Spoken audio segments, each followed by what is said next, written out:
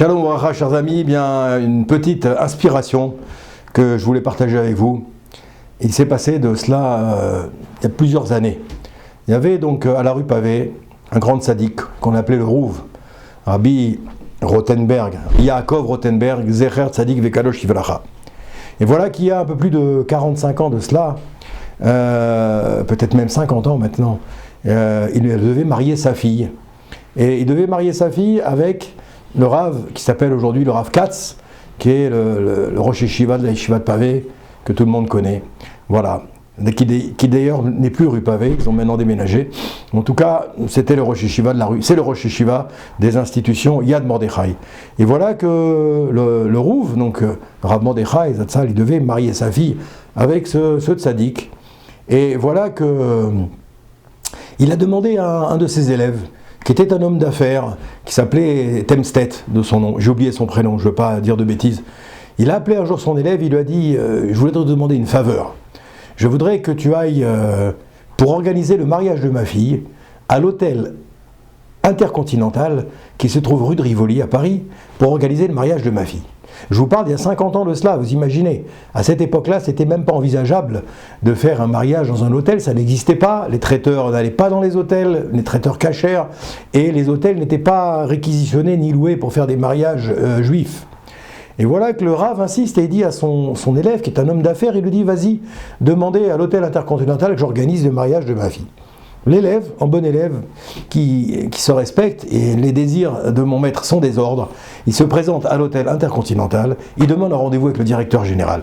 Le directeur général le reçoit, il lui dit « Qu'est-ce que je peux pour vous ?» Il dit « Voilà, je voudrais organiser un mariage juif dans votre hôtel, dans votre salle de réception. Il y aura plusieurs milliers de personnes qui vont venir, et on sait que vous avez une salle qui est adaptée pour ce genre d'événement. » Le directeur général, un non-juif, le regarde en riant, en rigolant, dit « Mais vous imaginez même pas, monsieur, même en rêve, c'est pas possible. Il n'y a pas de mariage dans notre hôtel. On n'organise pas ce genre d'événement dans notre hôtel. Les mariages juifs, ça n'existe pas. Noé. » Et il renvoie à l'envoyeur ce monsieur Temstedt. Le monsieur Temstedt repart bredouille, il retourne à la yeshiva voir son maître, le Rav Rothenberg. Il lui dit « Rav, je suis désolé, j'ai été voir le directeur général, ce ne sera pas possible, il va falloir trouver une autre option. » Qu'est-ce que lui dit le Rav ? Excuse-moi, tu retournes voir le directeur et tu le redemandes la même chose. Alors l'élève, qui était Baruch Hashem, un élève fidèle et qui exécutait les ordres de son maître, il retourne à l'hôtel, il repart, il redemande un nouveau rendez-vous et il rencontre le directeur général. Le directeur général le reçoit une deuxième fois, dit « Monsieur, je vous ai dit que c'était pas possible. » Il dit « Mais mon maître insiste, il faut absolument faire le mariage dans votre hôtel. » Force d'insister, eh bien, Baruch Hashem, un premier miracle intervient. Le directeur général accepte. Il dit « Ok, allez, organisez le mariage dans mon hôtel. » Le monsieur Temstedt est fou de joie, il repart voir son Rav. Il dit « Rav, ça y est, le directeur a accepté, c'est magnifique. On va pouvoir organiser le mariage de votre fille comme vous le souhaitiez avec le Rav Katz. » Et Baruch Hashem, date est prise pour le mariage, mais c'est pas fini. Le Rav maintenant, il va voir maintenant. Le Rav dit à son élève, retourne voir le directeur de l'hôtel et dis-lui, petit détail que j'ai oublié de te demander, tu lui dis maintenant qu'on va utiliser notre vaisselle à nous, nos marmites, nos couverts, nos assiettes, on ne peut pas prendre la vaisselle de l'hôtel. Donc tu lui demandes s'il accepte qu'on utilise notre vaisselle. Alors le directeur son homme d'affaires est un peu gêné, mais il y va. Il retourne voir le directeur de l'hôtel, il s'assoit, il lui dit écoutez, voilà, contrat est signé, voilà la compte, mais le papa de la mariée, le grand rabbin Rothenberg, il a un petit détail, il voudrait utiliser la vaisselle de sa yeshiva, les couverts de sa yeshiva, ne pas utiliser du tout votre vaisselle. Alors là, le directeur général, vous imaginez un palace, un 5 étoiles, c'est un des plus bels hôtels qu'il y avait à Paris il y a 50 ans, il se lève un petit peu énervé, courroucé, il se lève, il s'énerve, il dit mais vous imaginez même pas ce que vous me demandez, même pas en rêve, c'est pas possible. Déjà, j'ai accepté que vous fassiez un mariage juif dans mon hôtel, c'est déjà une chose. Mais la vaisselle, c'est absolument impossible, n'y comptez pas, et ne revenez plus me voir, voilà le contrat, je l'annule. Alors l'élève repart voir son maître et lui dit « Rav, qu'est-ce que je peux faire ?» Non seulement il a refusé, mais il a annulé la réservation. Et le Rav ne se démonte pas, avec son flegme légendaire qu'on lui connaissait, au Rav Rothenberg, il lui dit « Retourne le voir. » Et tu insistes comme tu l'as fait pour la réservation. L'élève, encore une fois appliqué, il retourne voir le directeur, il reprend rendez-vous, il va le voir et lui dit, écoutez, je suis désolé, mon maître, il insiste, le grand rabbin Rothenberg, il insiste, il veut absolument faire le mariage chez vous, et en plus, il faut qu'il y ait sa vaisselle. Et il insiste, force d'insistance. Deuxième miracle, le directeur général de l'hôtel Intercontinental, il accepte.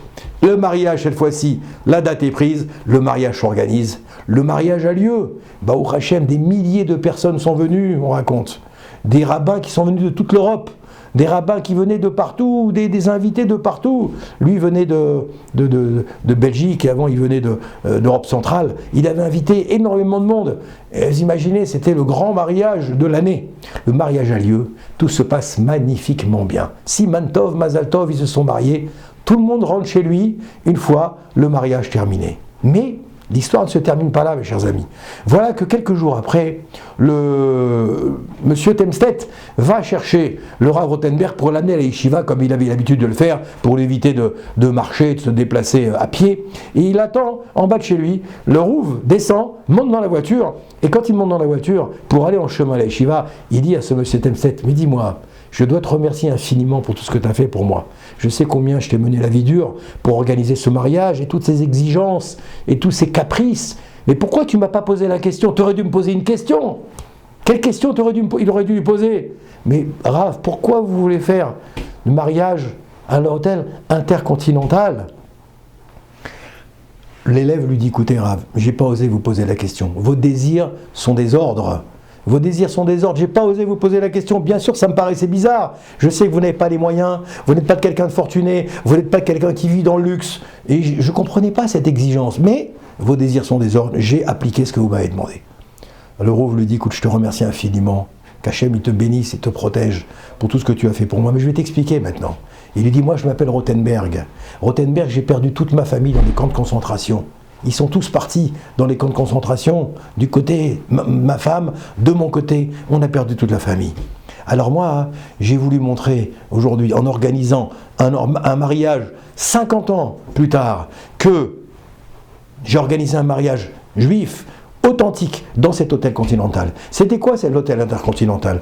L'hôtel Intercontinental, en 1945, entre 39 et 45, là-bas, c'était quoi? C'était le siège de la Gestapo à Paris.